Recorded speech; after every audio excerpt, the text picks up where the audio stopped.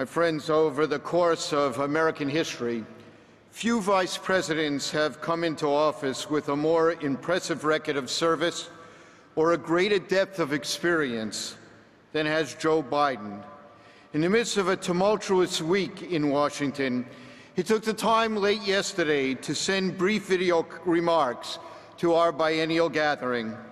Now, the RAC works with an array of Republican and Democratic members of Congress, but few as often over the years as with Senator Biden's office.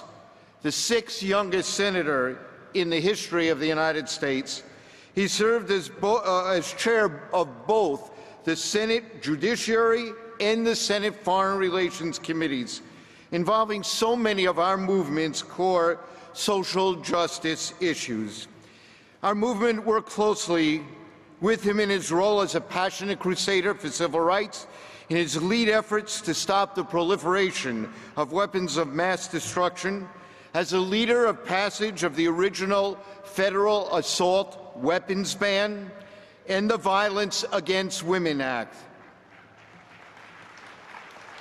And we worked with both him and Republican leader Senator Bob Dole to act to halt and to help the victims of ethnic cleansing in the Balkans.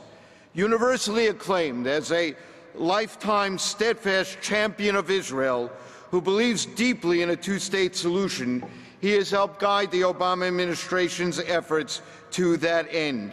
And we've never worked more closely than in this past year as the Vice President led the administration's efforts to stop the scourge of gun violence, is championing comprehensive immigration reform, and together with Secretary Kerry, urging their former Senate colleagues to ratify the Convention on the Rights of Persons with Disabilities.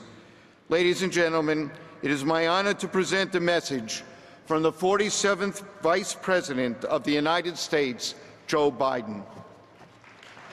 Thank you, Rabbi Saperstein. You know, David, you and I have been doing this nearly so long I'm not sure we both can remember when we started. And you still exude the passion for this movement that you helped create. And nobody works harder at it. I'm genuinely sorry I can't be there with you in person, and I want to thank you for giving me a chance to address the Union of Reformed Judaism. And I also want to recognize Rabbi Rick Jacobs and your chairman of the board, Steve Sachs.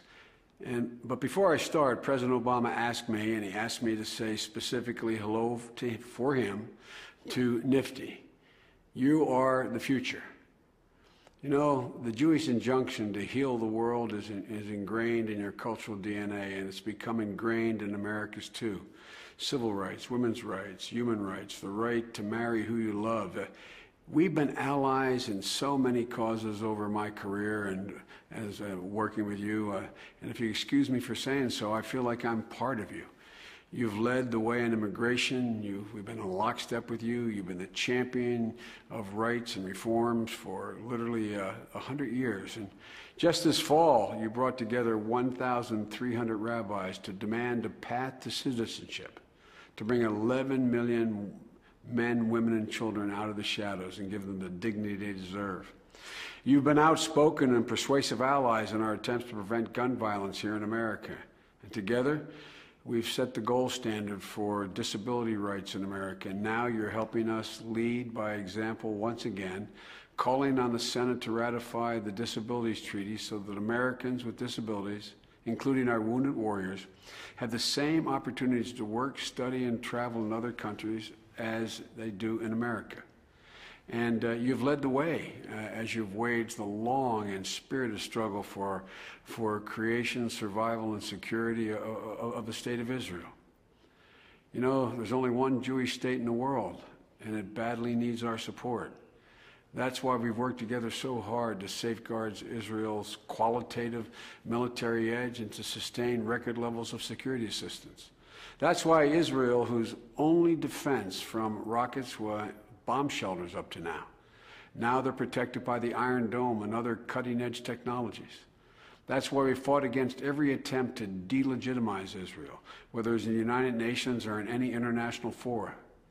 And that's why Prime Minister Netanyahu himself reaffirmed just a few weeks ago in the Oval Office that, quote, no president has done more for the security of Israel than President Barack Obama. And I'm proud to serve with him in that effort.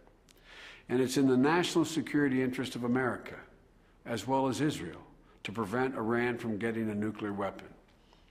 Since President Obama and I first came to office, we've united the world behind unprecedented sanctions, the most effective sanctions in the modern history, and squeezed the Iranian economy and the political leadership there. That resulted in making it possible for not the Supreme Leader's preferred candidate for president, but for the Iranians to elect a president who was ready to negotiate, and allowed us to strike an interim agreement that halts the advances in Iran's nuclear program for the first time in nearly a decade, in exchange for a very modest amount of relief that is reversible. The core sanction regimes remain in place. In fact, the sanctions pressure on Iran will continue to grow over the next 6 months during this interim agreement, as we work toward a final deal to give the world, and us particularly, confidence, and Israel confidence, that Iran will give up its ability to develop a nuclear weapon. That is the end state we're seeking. And as we proceed, one thing is clear. We're absolutely, unequivocally committed to Israel's security, period. A goal you've been committed to since the inception of the State of Israel. For as you know better than anyone, the ultimate security of the Jewish people lies in the existence of a secure, democratic Jewish state, and that is Israel. So let me end by saying thank you. Thank you for your passion. Thank you for your commitment. It matters. May God bless you all. May God bless the State of Israel, and God bless the United States of America.